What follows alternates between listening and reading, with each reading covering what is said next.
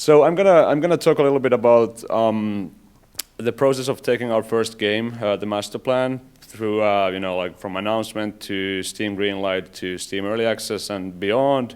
And then I have like a couple of slides about this discovery platform we're building, which is based on all the challenges we faced while we were building the master plan.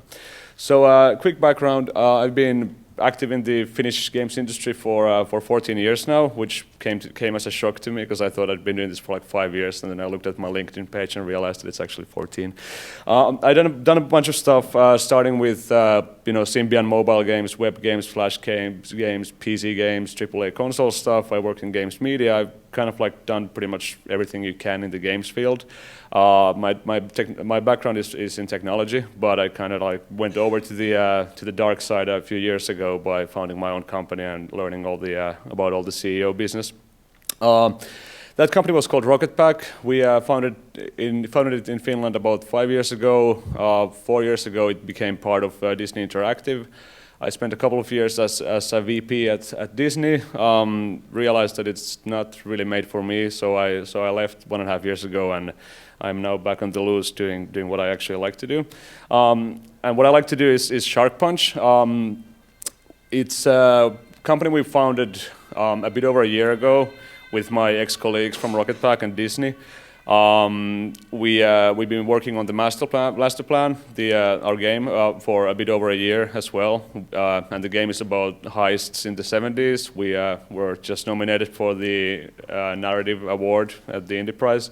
Did not win. I don't know who made that mistake, but I mean, hopefully next time. We're self-funded, so I guess that makes us indie, at least on some level. We were pretty successful on Steam Greenlight. We went through Steam Greenlight in 9 days.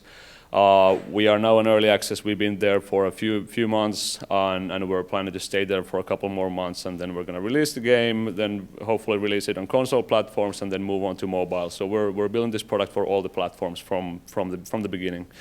And yeah, we have 7 people in Helsinki and San Francisco. I'm the only one who's in San Francisco because I guess the other guys really prefer the Finnish winter for some reason. I personally like sunlight. That's the guys. We got a guy who does rock bands photos to do ours because it just looks cooler than the usual corporate. Anyway, so for me, I used to think that the whole like concept of product market fit was bullshit. Like I thought it was like one of those like startup lingo things that actually doesn't mean anything. But I've come to realize that it's actually a real thing, and I've actually come to accept that really like the process of building your game is really the process of finding product market fit. And just like a couple of thoughts about the games business and the role of indie in the games business. I mean, we all know it's a huge market. It's estimated to be worth over $100 billion in a couple of years. And to be honest, like I think most indie games have pretty small budgets. Like I would say the majority of indie games have a budget of less than 100K. I mean, obviously some of them have a budget of millions, but that's not the common case. So really, like if you look at those numbers, like in theory, you only need to reach 0.0001% of the market to be profitable.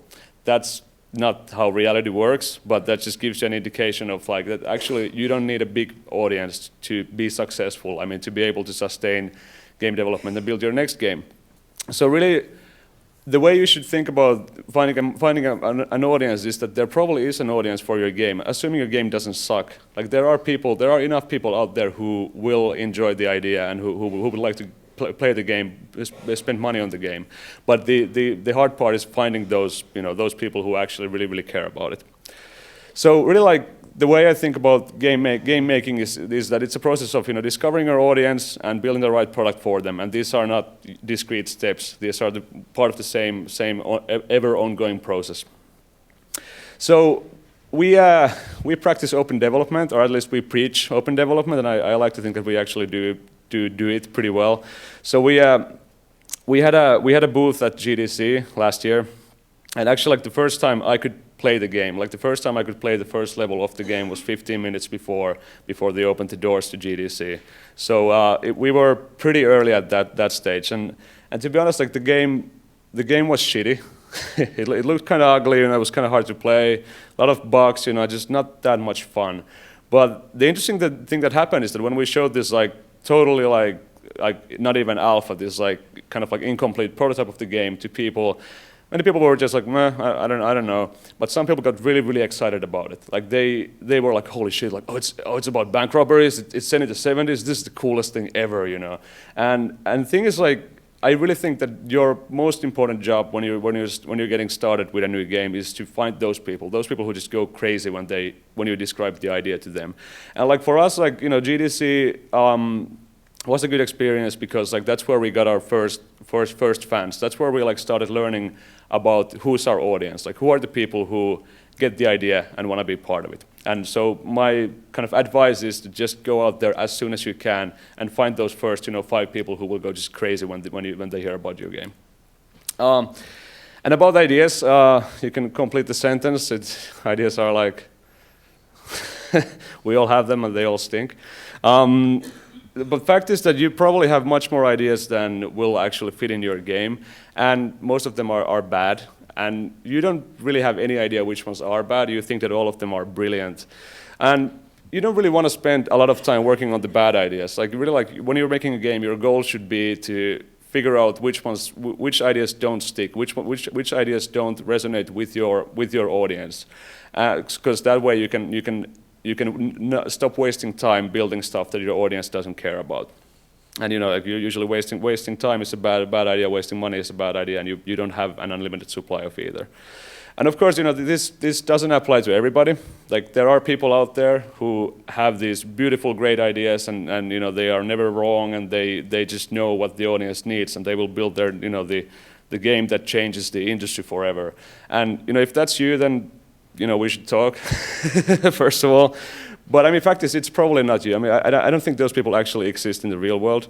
So this like whole argument that, you know, like I don't want to show my game to anyone before it's done because someone's gonna steal it, or like because it's so unique and blah blah. That doesn't really work like that. And what I've kind of noticed that the people who are usually most worried about getting cloned are people who cloned their idea from someone else. Like I've spoken to a lot of mobile developers who are working on a match 3 game, and they say that they can't really show any screenshots or anything because, like, you know, Zynga is going to clone it. It's a fucking match 3 game, you know, like this is not world changing at all. So just like what I'm trying to say is that, like, figure out, like, try to get your ideas out there in any way you can. Oh yeah, and one more thing. Just like if you're afraid of, you know, someone stealing your idea, you should understand that Zynga is not going to clone your idea. They're not going to clone your game until it's making money, and you're pretty far from that if you just got started. And finally, if it does happen, if it does happen that, you know, someone clones your game, as happened with, you know, Vlambeer's with Ridiculous Fishing, the best defense you have is an active community. So that process of, you know, building the product with your fans gives you this strong community that will come to your defense if someone does copy your game. So it's kind of like you're building your defenses as you build your idea, as you build your audience. So when you're sharing stuff, when you're just like posting stuff on Twitter or Facebook or whatever, you should always focus on what's unique and interesting about your game, you know, like what's the really like the core gameplay, what's the theme, what's the look and feel. And when you do this, you know, you kind of tend to notice that, well, if it's really bad, players will tell you. If it's really good, players will tell you. But if they don't say anything about something that you think is important to your game, that means that you have to change it. So case in point, like, I don't know if you can really see the pictures that well, but so the upper picture is how the game looked at GDC. It looked a bit like Zelda. No one said a word about the graphics. And you know, that's a pretty strong signal that, like, the graphics don't suck, but also the graphics are not going to sell your game, because like if no one has any opinions, you know, then there's nothing interesting going on. But people really, like, everybody loved the promotional art, you know, everybody loves this guy. So we decided that, well, you know, if that's the stuff that people actually talk about, then the game should look more like that. So we switched to a more like kind of like, you know, cartoony style. And suddenly when we did that, people started talking about the game. They started sharing the screenshots and everything. So we kind of looked at the data, that the fact that no one's talking about our graphics. They're not saying bad things, they're not saying good things. We realized that we need to change the graphics so people talk about it, even if some people, you know, hate it. So I'm going to quickly show you our Steam Greenlight trailer. Is the audio gonna like just destroy everybody's ears? Let's try.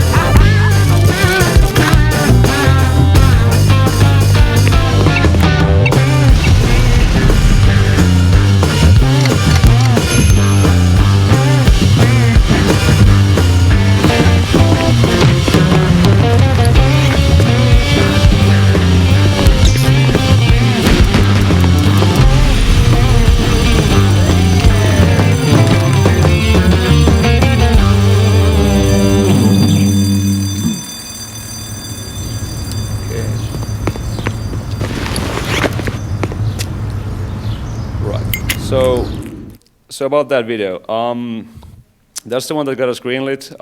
It did pretty well because like we actually, when we put the Greenlight page up on Steam, we didn't tell anyone. Like we thought that we just leave it there for a week, make sure if we get any like really bad feedback, we would fix that before we tell anybody it's actually out there. And so we put it up on Steam. We waited a week, after which I sent out a press release to all the games media outlets out there, telling that our game is on Greenlight. And 5 minutes after that, I got an email from Steam saying, "Congratulations, your game has been greenlit." So I had to like email all the journalists again, like just ignore my previous email. We don't have a press release. Don't publish that. So it did pretty well.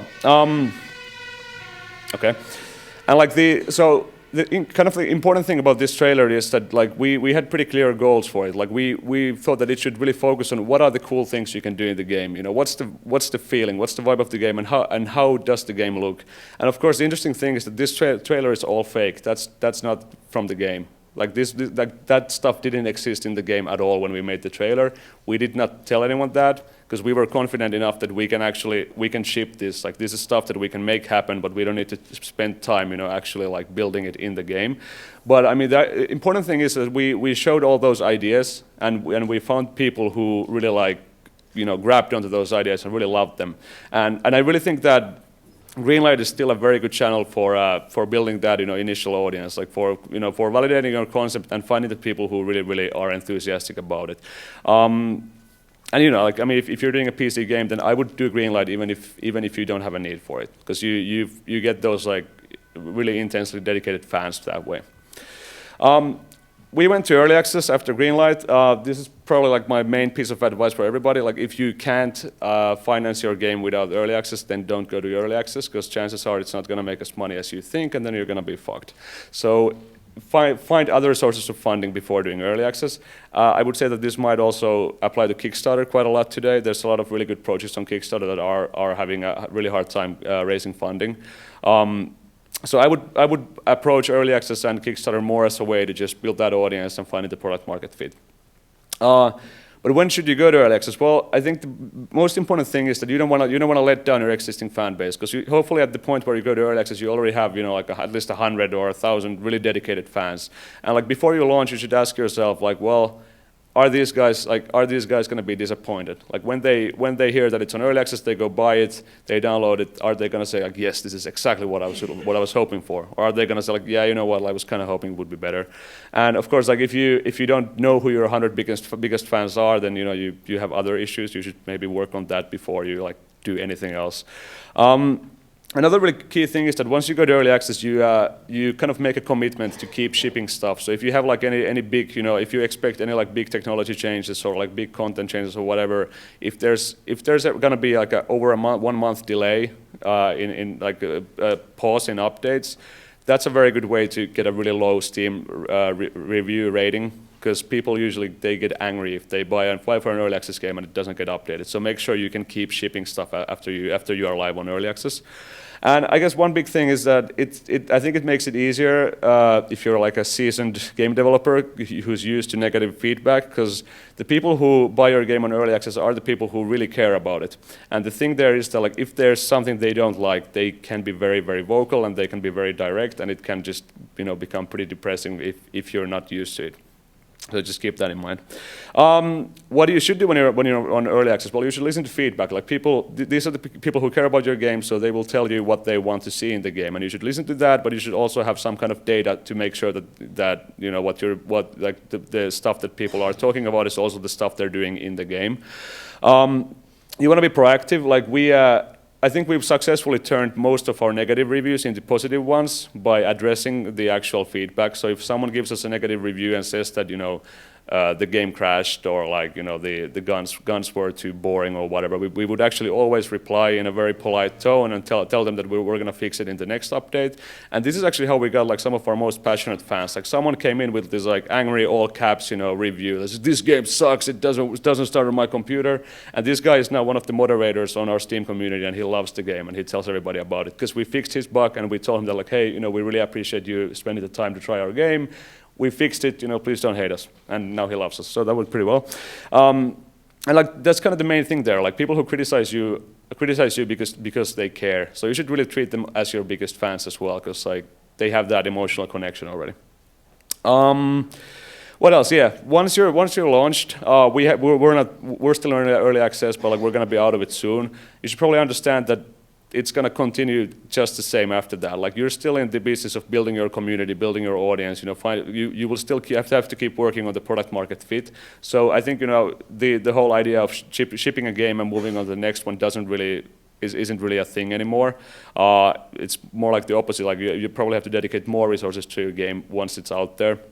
And like really like the key thing why you want to do that is that it's going to make it so much easier to ship your next game. Because if you have an active, engaged fan base for your existing game, it's going to be so much easier to then tell those guys that, hey, you know what, like you love the master plan. Here's a new game from the guys who made the master plan, and that has a much better return on investment than the kind of like mobile one-off paid user acquisition model, which is just broken in most ways. Okay, challenges we've faced while we've done this. Well, we've noticed that discovery is really, really hard, and especially discovery in an early stage. So like before you go to early access, before you go to Kickstarter, before you go to Greenlight, it's really hard to find that audience because there's no channel for like this games that are under development, games that are gonna be out there in a year or half a year. And I think that's a bad thing because like as a gamer, like I'm interested in what's coming down the pipe. What are going to be the coolest games in half a year? And as a developer, like you really want to start building that audience like before you launch anything. And of course, there's just the fact that like user acquisition is broken because we are paying more money for users than what we get from them as an industry on average. So we are thinking a lot about how to fix discovery for indie developers especially. Another thing that's really hard is just the community building part, because like right now your community is scattered. They're on Facebook, Twitter, Steam, maybe on Kickstarter. There's a mailing list. There's an IRC channel. Like they are all over the place, and they are scattered across multiple different devices, different platforms, and all that. So we're also trying to fix that by building a really good destination for your games community, where we like try to pull in everything about your game into one location and just make it very easy to engage your fans there. So I'm kind of like asking you guys to help me out a little bit. So I mean, as mentioned, we're building this platform. It's called Playfield. And it is about indie game discovery. So it's about hopefully helping you guys, find an audience and connect with your audience. And it's also about, helping you guys, find fun stuff to play.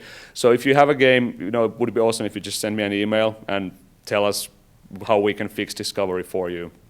And that's really the only thing, because like I know there's a lot of cool games out there that are really struggling to be found. There's this like infinite long tail of cool indie games that you've never heard about, but you would love if you actually somehow found it. So that's how the thing looks right now. If you send me an email, I'll give you an invite. You can actually go click around and see how it works for you. And that's actually really it. Hopefully we have some questions.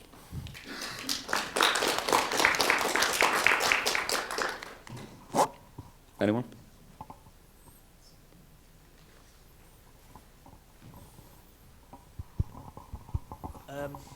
Was it a deliberate choice to go, for open development, without showing your secret gameplay or not secret? And was it a deliberate choice to do that strategy? Yeah, absolutely. Like we decided from like when we founded the company that we didn't see any like negatives to just sharing everything we do from like day one.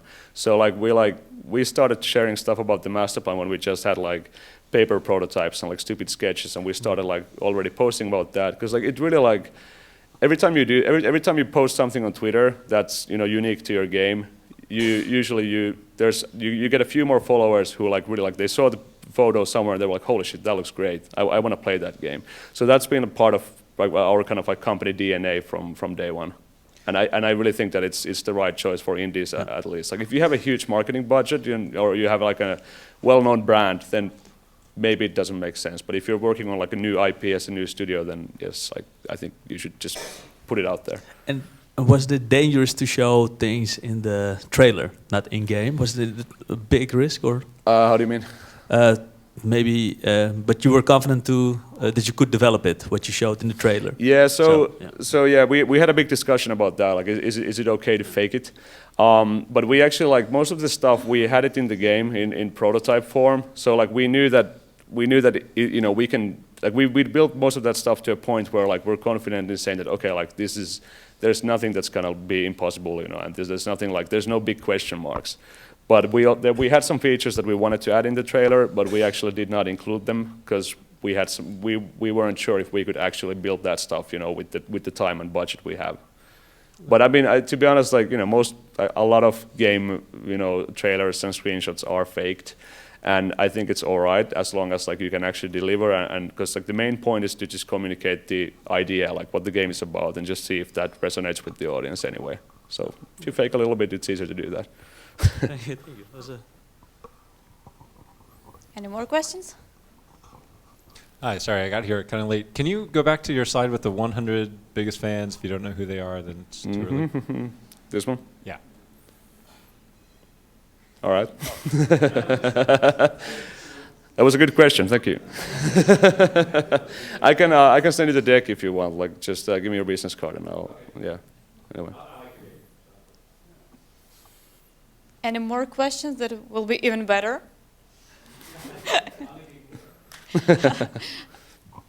Uh-oh. Would you go early access with every game, or can you think of games you wouldn't do early access for? I mean, I think early access, if you have like and this is kind of funny because we were nominated for the narrative prize. If you have a story-heavy game, early access is not the best choice. Because, like, the risk you have there is that people are going to play an early version, it's going to suck, and they'll never try it again because they don't want to play the same story again. So I think, early access works better for games that have a really high replay value. And our game is kind of like, it's in between, like, there's a story element, but we actually decided that in doing early access, we're going to focus on, like, the sandbox stuff and just put in the story at the very last minute. So we don't want to spoil it for our fans, But besides that, I think you see a lot of different kinds of games there. That's a good answer. Cool. Yes. Yeah, we do an update every 2 to 4 weeks. Like, we were initially aiming for 2 weeks, but it's just like it's not humanly possible with all features. So we kind of try to balance it out that we can do, like, we do 2 updates in, like, a very short succession, and then we take a longer break to kind of add, like, a big major feature that we have to test really well. And we just noticed that once if the break is more than a month, that's when people start getting angry and you start getting negative reviews, like, oh, they never update this fucking game, and blah blah blah. So. And your fans were okay with that change going from every 2 weeks to? Yeah, and I mean, I think the important thing is that you have to communicate that really well. Like, you have to tell them in advance that, hey, there's this, like, big awesome feature coming, which is why we're delaying the release. And at that point, like, yeah, cool, big awesome features, Like, and we try to throw in some, like, extra goodies when we take a longer break from releases. Like, we try to make sure that there's more levels at it than normally, and just so so the fans see the connection between development time and what's delivered. Cool, thanks. Yep. We're out of time for questions again, and you can always catch the speaker personally somewhere. Catch if you can. Email, Twitter. Email. Take pictures. All right, thank you. Thanks.